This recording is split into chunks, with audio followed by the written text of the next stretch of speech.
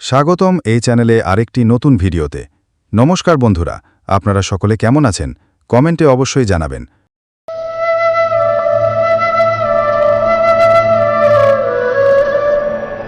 আশ্চর্য হচ্ছেন না আপনারা যে আমি কি করছি, কি লিখছি?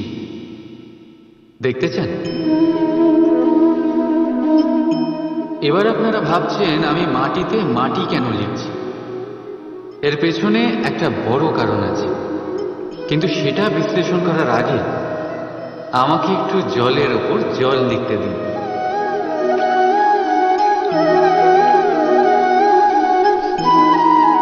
কি হলো? যেটা আমি লিখলাম সেটা দেখা যাচ্ছে না কেন? তাহলে এবার শুনুন আপনাদের প্রথম প্রশ্নের উত্তর। মাটিতে মাটি লেখা যতটা সরল, ঠিক ততটাই কঠিন জলের ওপর জল লেখা।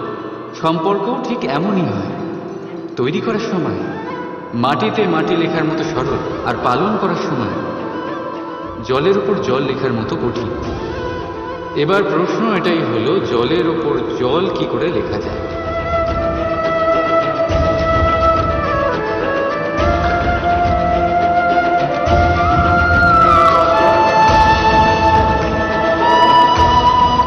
যেভাবে এই পাথরগুলো জলের মধ্যে ডুবে জলের গভীরে চলে গেল, ঠিক এইভাবে আমাদের সম্পর্ক পালন করতে হবে।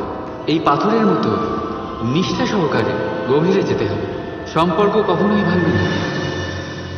রাধা রাধা। জীবনে আমরা কত মানুষকে চিনি। আপনিও এমন অনেক মানুষকে চেনেন যারা নিজেদের অসফল মনে করে, নিরাশ হয়ে থাকে, যারা এটাই স্বীকার করে নিয়েছে যে এই জীবনে তাদের দ্বারা কোনো কর্মই হবে না, কোনো কাজে সফল হবে না, তারা কোনো কাজের যোগ্যতাই নেই তাদের। কিন্তু এমনটা একদমই নয়।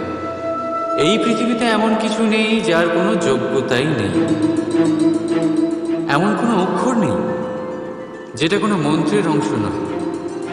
এমন কোনো জড়িবুটি নেই যা ঔষধি নয়। এমন কোনো বিষ নেই যেটা সঠিক সময়ে অমৃত হয়ে যায়। আর সেই প্রকার কোনো ব্যক্তি অযোগ্য হতেই পারে। তাকে অযোগ্য করে তোলে তার চিন্তাধারা। এই জন্য আত্মবিশ্লেষণ করুন। নিজের আত্মাকে নিজেই চিনতে পারবেন। নিজের অন্তরাত্মাকে জাগ্রত করুন। আপনি দেখতে পাবেন এই পৃথিবীর ভিত তৈরি হয় আশা দিয়ে। সেই পৃথিবীতে নিরাশা, হতাশা আর হারের মতো শব্দগুলির কোনো অস্তিত্বই নেই। রাধা রাধা। কখনো আপনারা ভেবেছেন এই সংসারে আমরা কার সাথে সবচেয়ে বেশি জড়িত? আপনারা কেউ বলবেন মাতা পিতা, কেউ বলবেন মিত্র, কেউ বলবেন স্ত্রী, আর কেউ বলবেন সন্তান। কিন্তু না, যদি এই সংসারে কারোর সাথে আমরা জড়িত থাকি, তাহলে তা সময়। সময়ই আমাদের অতীত, সময়ই আমাদের বর্তমান, আর সময়ই আমাদের ভবিষ্যৎ। আর আমরা কি করি? সব থেকে বেশি জড়িত সময়কে, সবচেয়ে বহুমূল্য সম্পত্তিকে আমরা নষ্ট করে দিই। কেউ ভবিষ্যতের জন্য উজ্জ্বল স্বপ্ন বনি, কেউ অতীতকে দোষারোপ করে। কিন্তু একটু ভেবে দেখুন, আপনার অতীতকে আপনি ভাবনা চিন্তা করে বদলে দিতে পারবেন না। আর ভবিষ্যতের ব্যাপারে চিন্তা ভাবনা করে যদি আপনি আপনার বর্তমান নষ্ট করে দেন, তাহলে আপনার ভবিষ্যৎও আপনার অতীতের মতোই হবে। এই জন্য আজকের ব্যাপারে ভাবুন, সেটাকে উজ্জ্বল করে তুলুন। আপনার অতীত আর আপনার ভবিষ্যৎ নিজেই উজ্জ্বল হয়ে যাবে। রাধা রাধা। আমাদের সবার কখনো না কখনো তো ক্রোধের উদ্রেক হয়, আর তা তো হবেই। আমরা মানুষ, এই ভাবের সাথে আমরা জড়িত। কিন্তু এই ক্রোধ কেন হয় ভেবেছেন কখনো আপনারা? এই ক্রোধ তখনই হয় যখন কোনো কিছু আমাদের মনোপুত হয় না।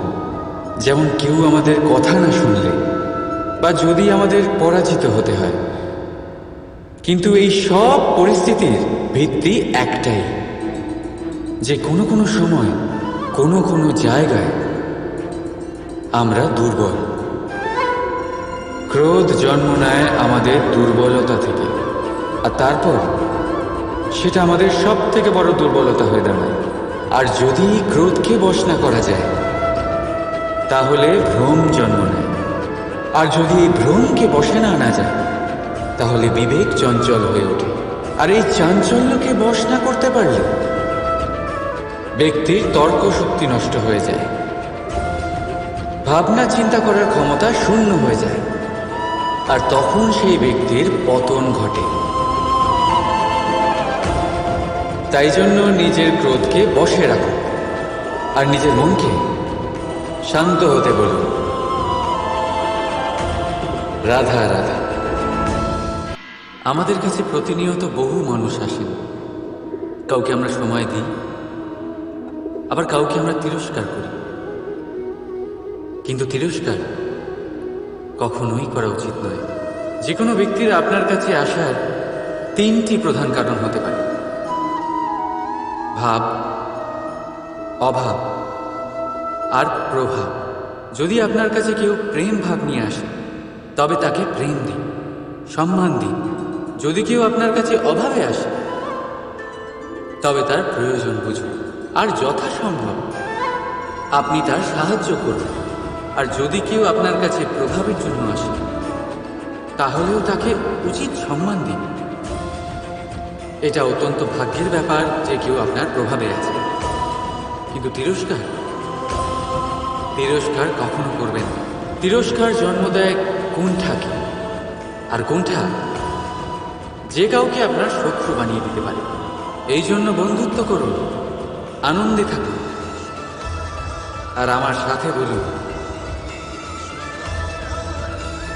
রাধা রাধা।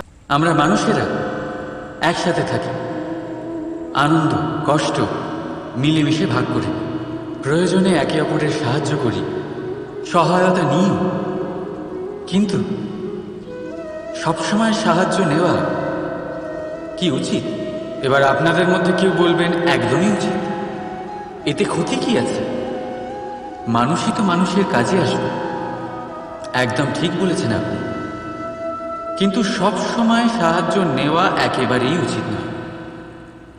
কারণ যদি কথায় কথায় সাহায্য নেওয়া অভ্যেসে দাঁড়িয়ে যায় তাহলে আপনি নিজে দুর্বল হয়ে পড়বেন। নিজেই সমস্যার সমাধান না করে আপনি কথায় কথায় অন্যদের থেকে সাহায্য নেবেন। আর দ্বিতীয়ত, সহায়তার সাথেই জড়িয়ে থাকে উপকারের আভার। তাই যার থেকে সাহায্য নিয়েছেন তার কাছে আপনাকে নত হয়ে থাকতে হবে। এই জন্য বিপদের দিনেও ভেবে চিন্তে সাহায্য নিন। কারণ বিপদ তো কিছুদিন পর কেটে যাবে, কিন্তু সেই উপকারের ঋণের ভার জীবনভর আপনার সাথে থাকবে। রাধা রাধা।